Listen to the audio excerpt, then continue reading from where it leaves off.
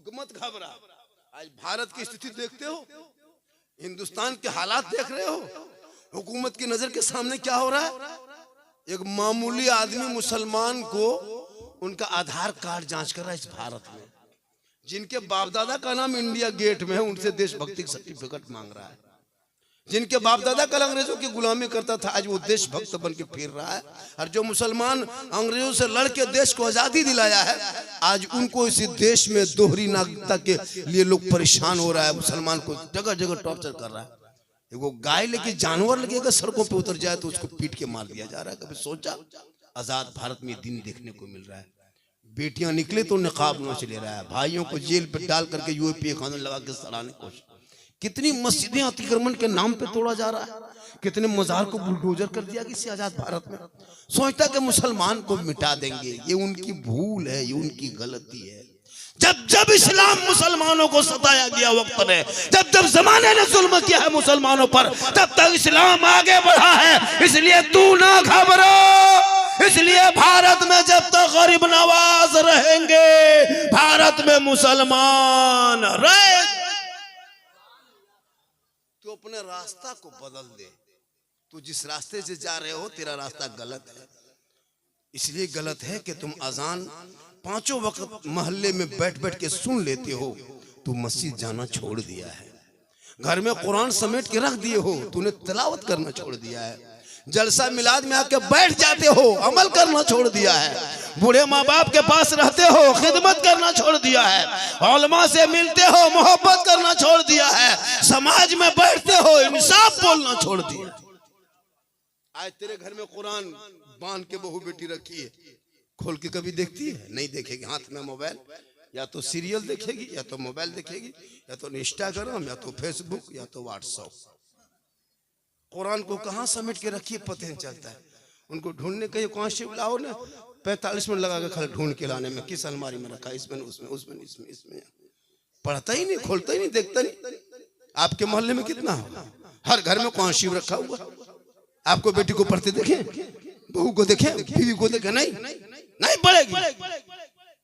अभी शब बारात में पढ़ेगी, अभी शब बारात में पढ़ेगी, शब बारात में पढ़ेगी, चांद दिखाएगा, कुरान खोलेगी। अब 11 महीना बाद कुरान शरीफ खोलेगी तो उसको सोचो कि 11 महीने बाद वो पढ़ेगी कैसे? सोचा कभी आपने? सप्ताह सप्ताह में पढ़ती, 3 दिन में पढ़ती, 4 दिन में पढ़ती, कम से कम महीना में 2-3 मरतबा खोलती, लेकिन नहीं, 9 महीना बाद खोलेगी और चटाई पर रख करके, है ना, चटाई बिछा के रहल रख करके उस पर रखेगी, थोड़ी देर खाली सोचेगी और सोच के फिर माथा हिलाएगी।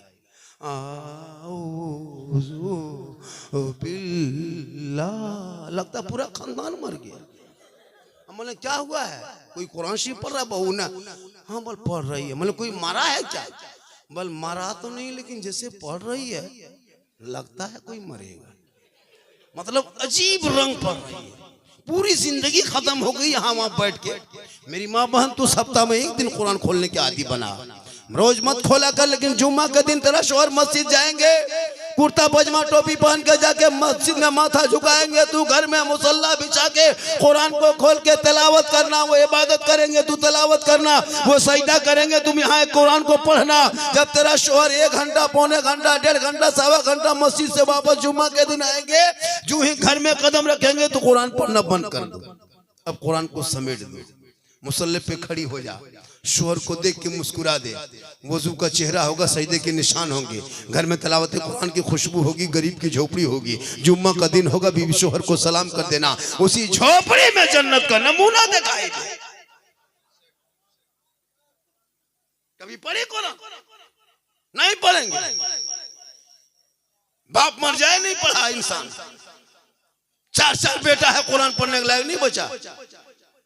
खुदा के वास्ते अपनी मस्जिदों पर जब तामीर करोगे, उस मस्जिद के नीचे में बैठ के तिलावत कुरान करना, अपने औलादों को पढ़ा देना, ताकि तुम्हारी औलादें जब पढ़े लिखे होंगे मस्जिद जाएंगे, अदब से नमाज पढ़ेंगे, फजर के नमाज के बाद माइक पे आके सलाम पढ़ेगा, मुस्तफा जाने रहमत पे लाखों सलाम, शमे बज़ में हिदायत पे लाखों सलाम, डाल दी कल्ब में अजमत मुस्तफा सैयदी आला हजरत पे लाखों सलाम।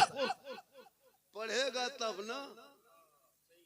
यहाँ तो गेम खेलता है, 12 बजे रात, 11 बजे रात तक 13 साल, 12 साल, 8 साल का बच्चा बाबू, इतना दुलरुआ बेटा, इतना प्यारा बेटा, इतना चहीता बेटा, इतना लाडला बेटा, इतना रसगुल्ला बेटा, गेम खेल रहा है गली में बैठ के। वो बाप और माँ को नींद कैसे आती होगी जिनका 12-13 साल का बेटा 11 बजे रात तक लफुआ के तरह गेम खेलता है। पबजी, पूरी जिंदगी कट गई गेम खेलते।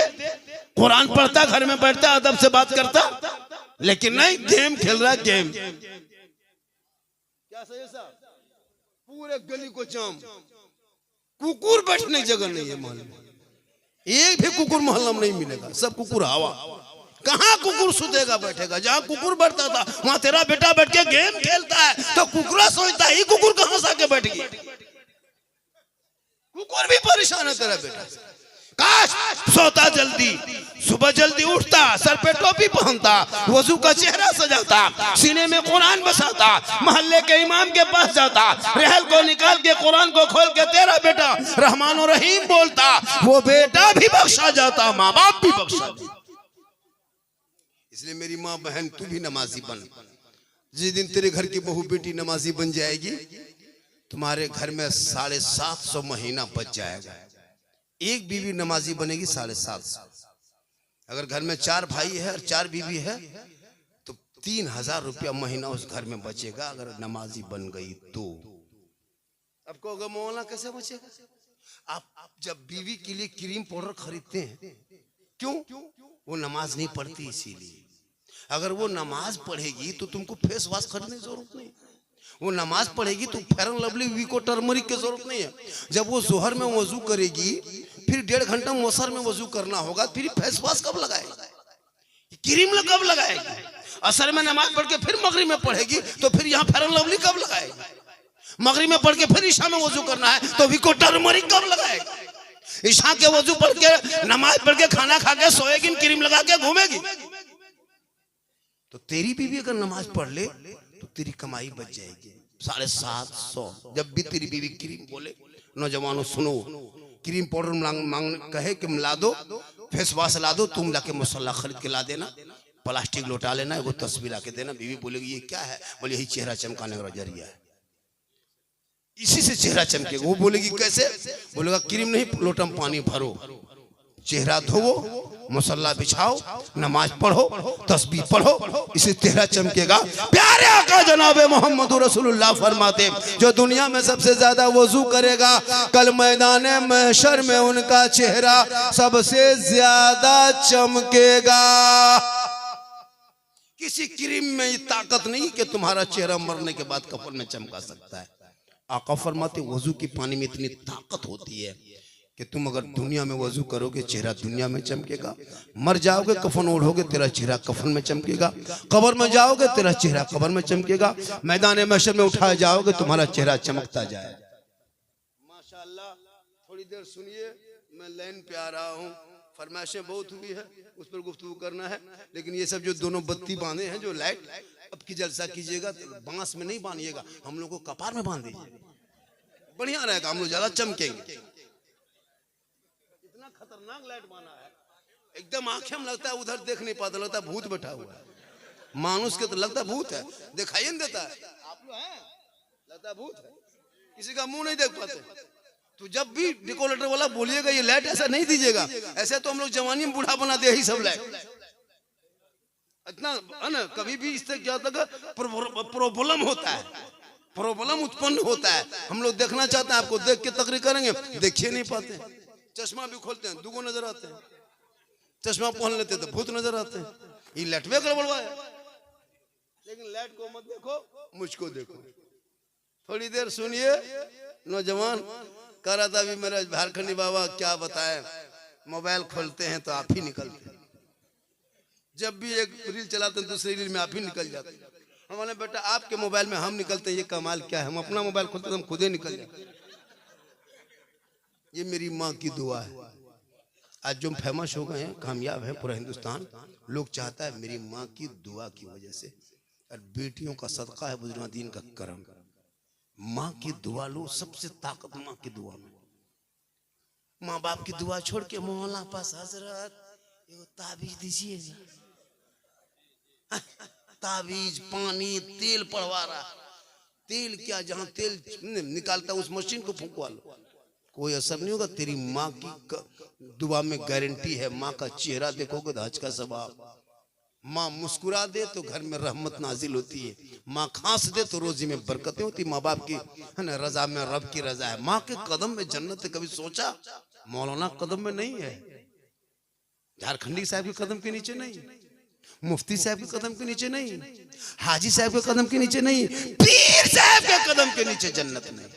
जिस पीर को लोग खिलाने के लिए पागल, कभी माँ बाप के हाथ में गुलगुल्ला नहीं दिया, और पीर साहब आ जाए तो काजू, किशमिश, छुआरा, गड़ी, मुनक्का, रसमलाई, रसगुल्ला एक से नहीं भर दिया। हजरत हजरत हजरत हजरत थोड़ा छू दीजिए, खाली खाइए मत, खाली छू दीजिए। पीछे पीछे घूम रहा है। अगर मौलाना मौलवी वहां आ जाए, हजरत आप लोग हुजूर आए, हुजूर। अब कहाँ है, कैसा है, कुछ नहीं, खाली पीर का नाम सुन लिया। माँ बाप को कभी जिंदगी में गुलगुल्ला नहीं हाथ में दिया। जिनके कदम में जन्नत है, जो बाप जन्नत का दरवाजा है, उसे गुलगुल्ला से भेंट नहीं। सोचा कभी? पीर को खिलाओ, मना नहीं है, लेकिन कभी माँ बाप को इस तरह खिलाया? ठंडा बीत गया, 1-1.5 महीना ठंडा हो गया, घुसे हुए हो गया, अब निकलने वाला होगा कुछ दिन में।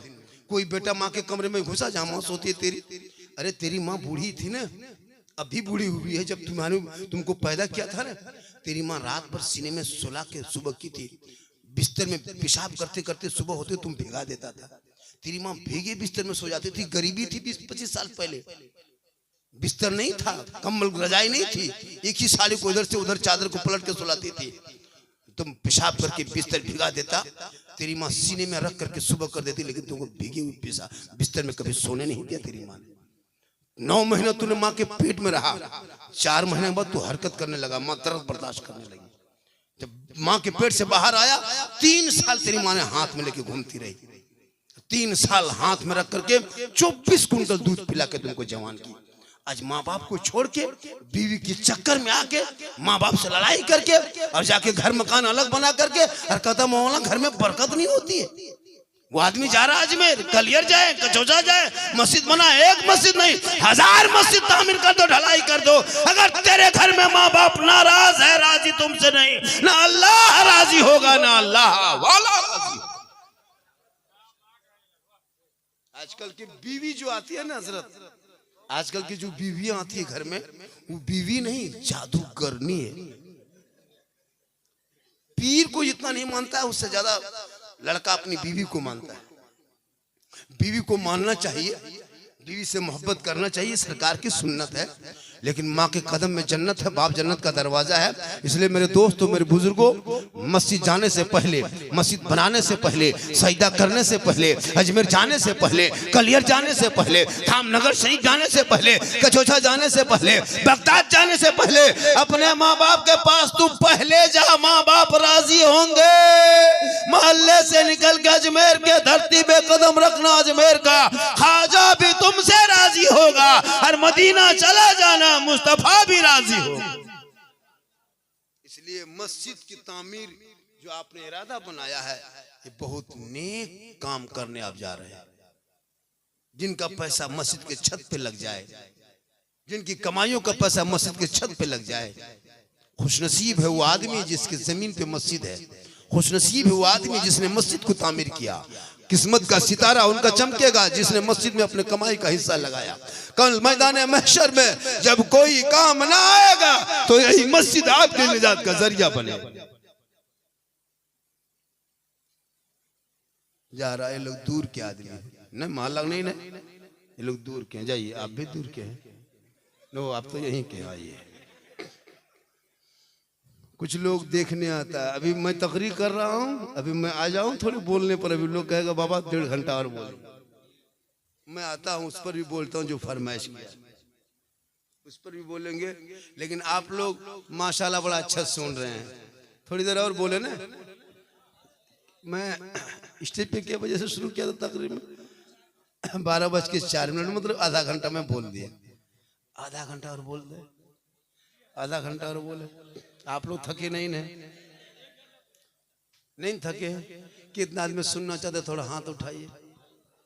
नहीं, 12 बजे बाद हाथ उठाना बंद, पांव उठाना चालू। In coming out going. इसलिए 12 बजे बाद हम हाथ नहीं उठवाते। अब ये पांव उठाने का टाइम है। हम जोर से तगड़ी करेंगे, धीमे हो जाएंगे। नारा मत लगाना, 2-4 आदमी आकर के मुसाफा कर लेना, बस रेस्ट तक रेस्ट।